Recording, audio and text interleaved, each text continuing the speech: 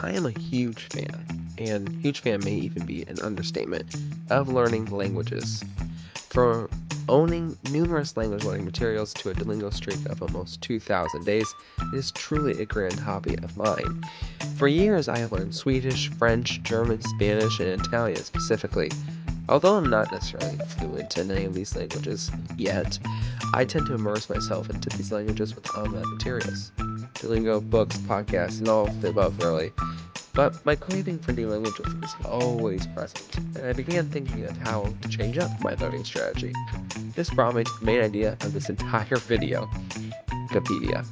How much can I learn by reading 10 articles on Wikipedia? The goal is to 1. Pick up valuable information. 2. Just learn something, period.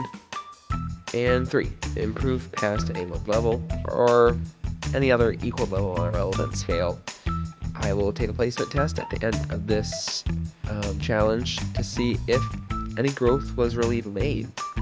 But an important choice must be made. Which language should I study? Instead of just choosing one, I think it is more interesting if it was chosen at random.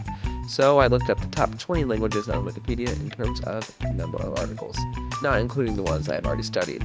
This made the list consisting of, and apologizing for pronunciation ahead of time, Cebuano, Russian, Polish, Egyptian, Arabic, Chinese, Japanese, Ukrainian, Arabic, Vietnamese, Malay, Portuguese, Persian, Chechen, Catalan, Indonesian, Korean, Tatar, Serbian, and Turkish. I place them all onto a wheel. It's fun. The language I will be learning is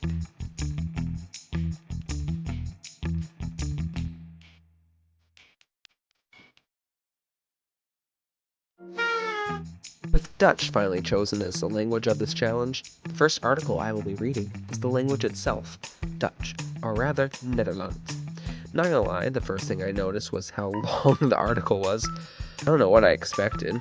Just a disclaimer here, I'm truly only using Wikipedia, therefore I'm assuming that is in English, but for all I know, it could mean subscribe to my channel. This first page really highlighted to me how similar Dutch and English are. For example, is, and I'm guessing on pronunciation here, in, and word, are all similar. This similarity makes me assume that these words mean exactly what I think they do, but I can't deny that it didn't help that the article featured some words in both English and Dutch in a chart. The article went on to detail Dutch-speaking people, particularly in the Netherlands, Belgium, Aruba, Curacao, and many more. But overall, this article was kind of overwhelming with so many big words and words in general, but knowledge was definitely gained, I have to say. In order to aid the rest of my Dutch Wikipedia journey, I thought it'd probably be useful to read Nederlandse Grammatica, or Dutch grammar, or whatever word I just happen to say, because I can't speak Dutch. But I would also like to take this moment to issue an apology to my Dutch-speaking audience for my pronunciation. I am trying my best. Anyways, this article talked at length about word order and gave many examples, and I was actually able to pick apart a few words from them and get the overall gist of the sentence and phrase. Probably the most helpful part of the article was the conjugation table. Not only did it teach me a little bit the typical Dutch conjugation and taught me how to expose myself to the Dutch conjugation, like when I notice words and stuff, but the pronouns of the language. Although I have no idea what being done means, it still helped me. The rules for pluralizing were kind of overwhelming, but I probably can't say anything as an English speaker. It'd probably be easier if I was learning this in English this early on in Dutch, but it adds to the challenge. The article further explained cases, point of views, and more. Overall, although the grammar and vocabulary was quite tough at times, it did include a lot of information that can be used in future articles. I'd give it 5 stars. The next article I chose was the country that speaks the most Netherlands, at least what I think speaks the most Netherlands, the Netherlands, or Nederland. Immediately, more cognates were found, such as Noord, North, Europa, Europe, and Arctican article. At least I'm assuming so. Because, once again, all assumptions, but I'm really hoping I'm right. Obviously, I was unable to fully absorb the information about the Netherlands despite really wanting to, due to the language barrier, but I was still able to pick apart the article.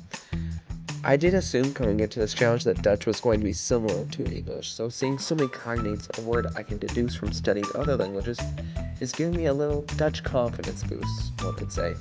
Later on in the article, I was able to pick up on some of the month abbreviations via a temperature table, along with the word for year, jaar, if you're wondering. I've always loved learning days, the weeks, months, all that stuff from learning a language. I really wish I knew the reason, but I find it fun. After reading about the history, culture, cities, and everything possible that I could about the Netherlands, I moved on to the next article, cat, or as it's known in Dutch, I believe, cat. I chose cat because I love cats, and I thought it contained some useful basic vocabulary and stuff like that. And honestly, I think I wasn't too far off. Yeah, there were a lot of words I had no idea about, such as gezichtvermogen, but I can assume that most cats have it with the phrase, de meeste katten hebben een goed gezichtvermogen. Once again, apologies for pronunciation. As the article went on, it did definitely get more complicated. However, it didn't get too frustrating. It may have been because of all the cat pictures throughout the article, but who knows. Next, I read about one of the most common fruits, an apple, or rather, a pear. The article was a lot shorter than I thought it would be when choosing the articles. Also, the vocabulary was a lot harder than I thought it would be for an article about an apple, but it did give me further exposure to the Dutch language, which I always find allows me to progress faster. Although there are still 5 articles to go in the grand test to see if I actually retained any of the information, or even really learned anything, I think this is the perfect time to leave you all on a cliffhanger. Or rather, just a halfway point. I plan to upload the very last part very soon, ideally next week if you're watching this the day it came out, but I hope to see you all in the next video. That is all for me. See you next time.